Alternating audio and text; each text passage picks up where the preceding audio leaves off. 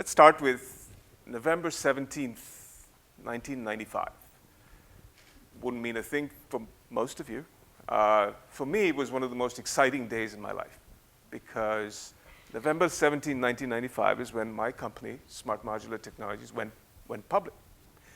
And there I was sitting at the NASDAQ Stock Exchange, getting to ring the opening bell. It's sort of a culmination. It's sort of the moment that entrepreneurs, business people, company creators think about. That's sort of the moment that you crave and read about and think, sort of a nirvana. But it's I just turned 36, and it was actually, as I look back at it, a waypoint on a longer journey. A longer journey about my passion, which was to be able to create innovative, interesting businesses. And that's been, my life story all along. So taking it back a few years, I was what I guess could be called a serial immigrant. I guess you need to be a serial immigrant to perhaps be a serial entrepreneur. I was born in Uganda. Anyone heard of Uganda? Uganda is in Africa. I was born of parents who were born in Uganda, but of Indian origin, as you can tell. And so I tell African-American friends that I'm more African than they are. But, but sometimes it works. Sometimes they think I'm just being politically incorrect. Anyway, so I was born in Uganda, but then there's, for many of you who are history students, you might have heard of a guy called Idi Amin. Idi Amin was not the nicest of gentlemen. And there was a genocide, and my family escaped. We escaped and moved to India. And then I grew up in India in the 70s. And this was the pre-internet era. For many of you, you might wonder, what the hell was that? How could you survive? Well, we did. And I had a real passion by that time. By being, say 12 years old, my memories were about really being interested in business people, business histories.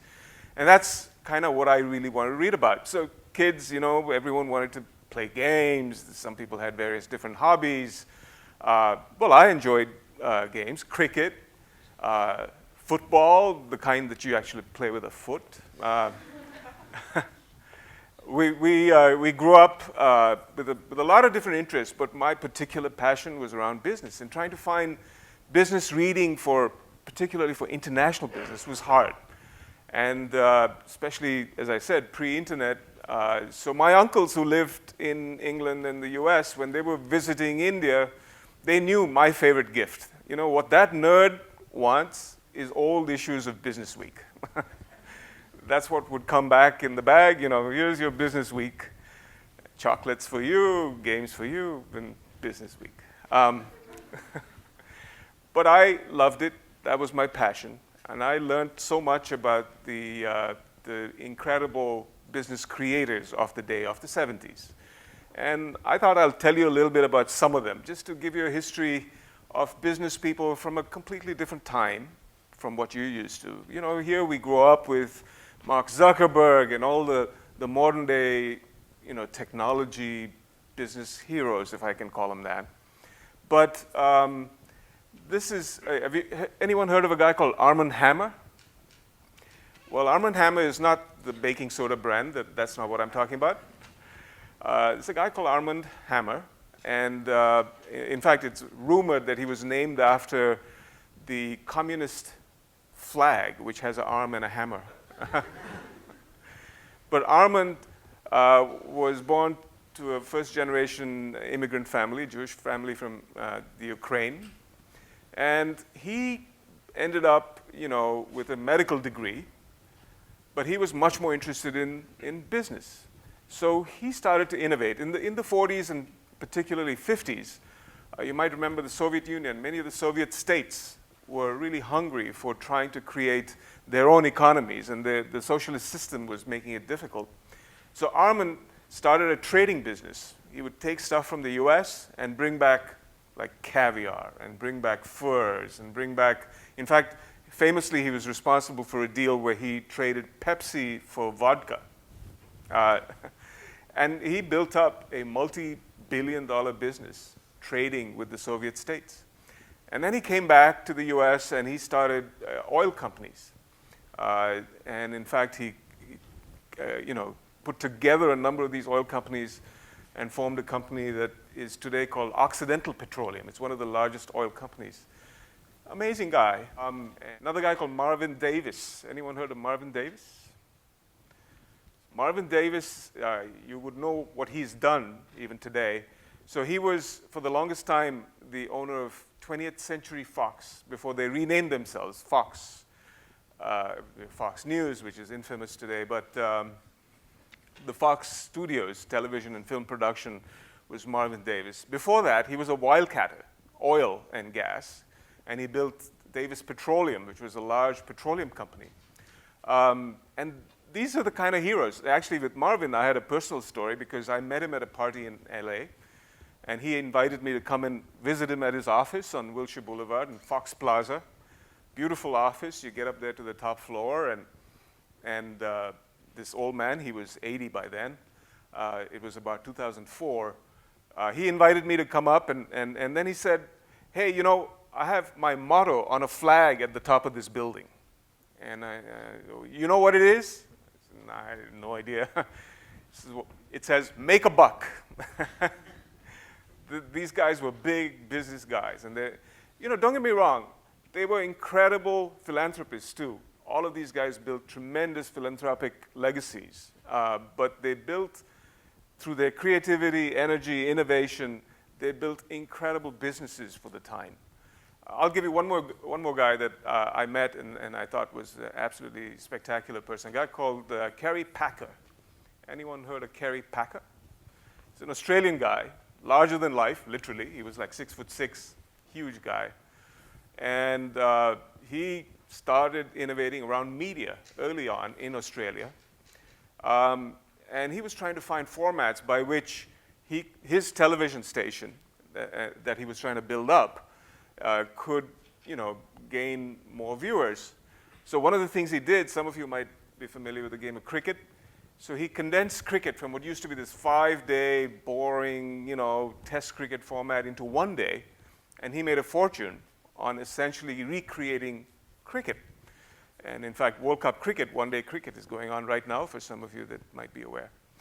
And Kerry Packer went on to become, a multi-billionaire with investments in gambling in Hong Kong, in mining, and a whole lot of things. I met him in 2006, and just an incredible businessman, tremendous amount of energy. So I grew up with stories of these kinds of entrepreneurs, innovators, business builders.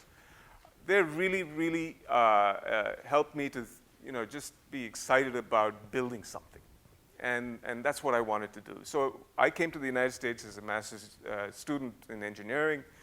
After my degree, I went to work for AMD. I had an incredible boss. He put me through engineering, manufacturing. I ended up where I should have been all along in marketing, all over 3-4 years. And then I went to work for Samsung Semiconductor, big semiconductor company. Had a interesting couple of years as heading marketing for Samsung in the US. But my wife and I were really, really excited about creating businesses. We were entrepreneurs at heart. We were working for a larger company, but the exciting part was how do we go out and create something of our own. Just that was the passion that we were trying to follow. So on the side, she started a trading business. She was trading various different types of electronics. I had a business where I was doing some consulting for others. And then we got a kind of an interesting opportunity at Samsung. Many of our customers at Samsung were asking for more integrated systems. I won't bore you with the technical details, but they wanted more than just the components, the semiconductor components that Samsung was making at the time. And so I wrote a business plan, and I sent it to my bosses who were in Korea. And I said, hey, this is a really interesting opportunity for this. And the Korean guys said, nah, you know, we're pretty happy with the business we're in. We don't really want to expand into that. So I was like, can I do it myself? Do you think I could start a business doing this? Would you support me? He said, to my surprise, they said, sure, we'll help you out. But you need to stay at Samsung, which I did, for 6 months. And they allowed me to keep developing my business plan while I was there. So come 1988, we put together a business plan. Some of my partners, we went out trying to raise money. 1989 was a really tough time to raise money. It was a terrible economy. Technology companies were in the dump. You know, it was terrible. So there we were trying to figure out what do we do next. What we decided to do is take a second mortgage on the house. Friends and family chipped in. We left our jobs and we started a company, which was to become SMART Modular Technologies in 1989. We designed these products that we felt were really interesting for many of the customers that we'd seen. So we knew this market. And boy, you know, there's no accounting for luck. We were incredibly lucky. The industry turned. Customers wanted these products. We just took off like a rocket ship. By the next year, we had 3 million in sales. 3 years later, we were 100 million almost in revenue. We took off like a rocket ship. By 1995, we were ready to go public, coming back to where I started. 1995, we were doing 200 million, and we went public in 95. We then kept growing. By 99, we were doing about $1 billion in revenue. And we got an offer from a company that we couldn't refuse, a couple of $1 billion to sell the company. We said, well, all right, seems like a good deal. Turned out the timing was fantastic. 2001, things went off a cliff. But it was just great timing, and we were lucky. But my story has particularly to do with what happened next. So I started on my next venture, trying to figure out where's the next wave. And this is what I think is so important with all of what we do, is trying to figure out the timing and the opportunity set at that point. So the next wave I saw was around companies that were somewhat undermanaged. Started a fund, what's called a private equity fund, a little different from a venture fund, because we tended to buy control of companies. And over the next few years, starting 2003 till about 2006, 2007, we bought 7 different companies. Some of them you might have heard of, like Magellan. Magellan was a GPS navigation device company that grew to about a $600 million business. We sold that.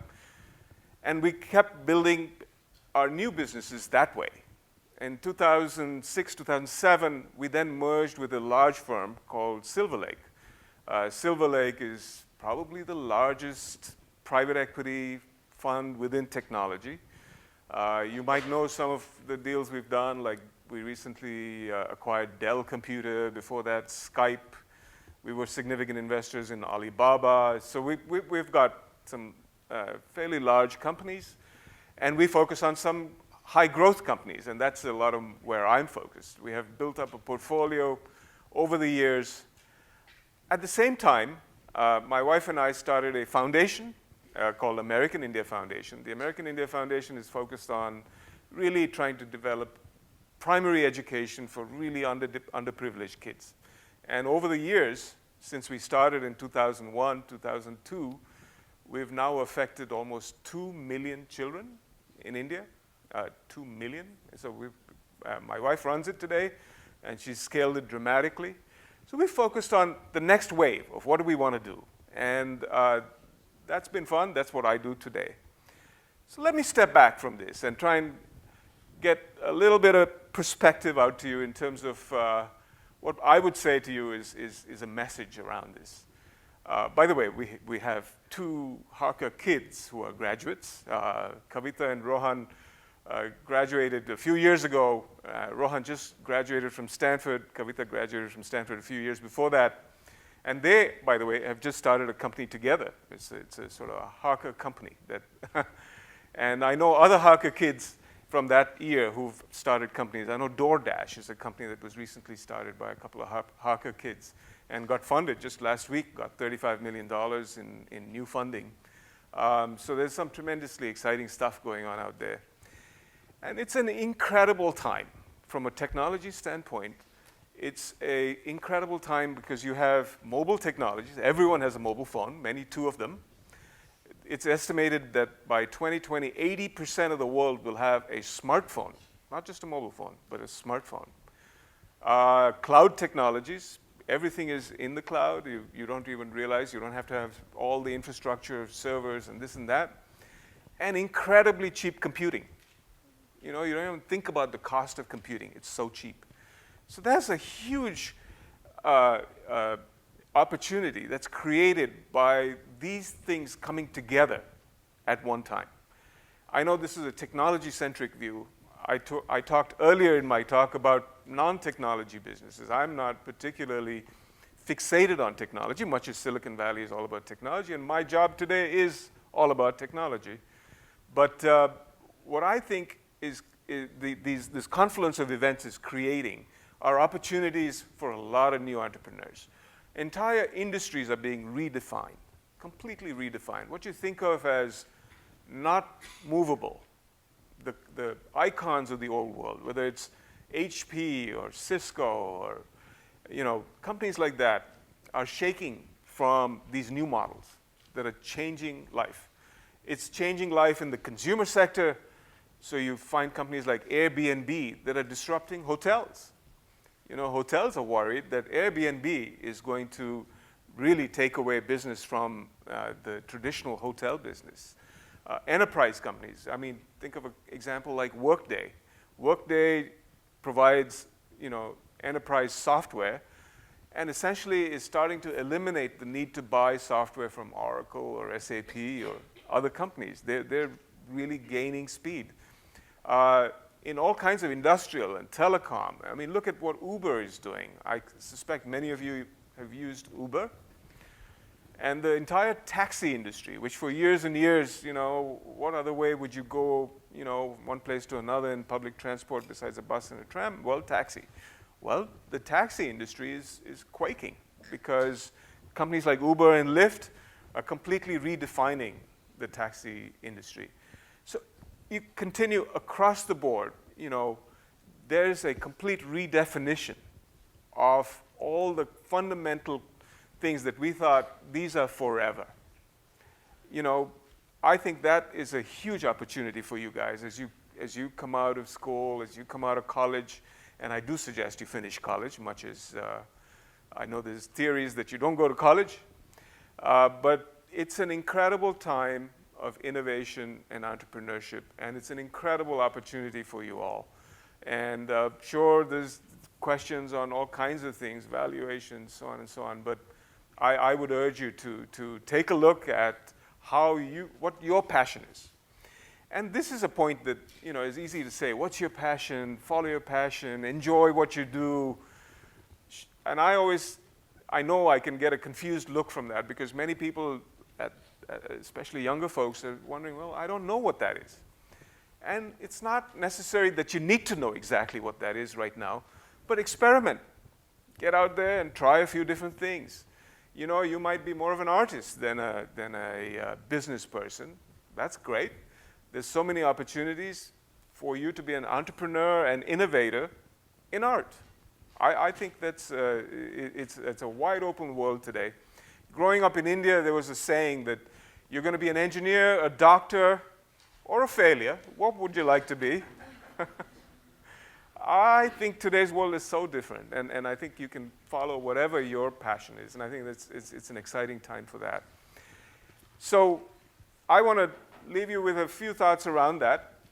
I think that you're in a school that is absolutely incredible. We've been associated, my wife and I have been associated with Harker. Our kids went here from K through 12. We actually didn't have a high school. I know Chris is somewhere in the audience, and Chris knows that we were part of the effort to build a high school in the late 90s, and with Howard and Diana Nichols at the time. I'm very excited to be here back at Harker and get a chance to talk to all of you. Thank you so much for having me here today, and I hope to meet a few of you after this. Happy to take any questions. Thank you. All right, thank you, Mr. Shah.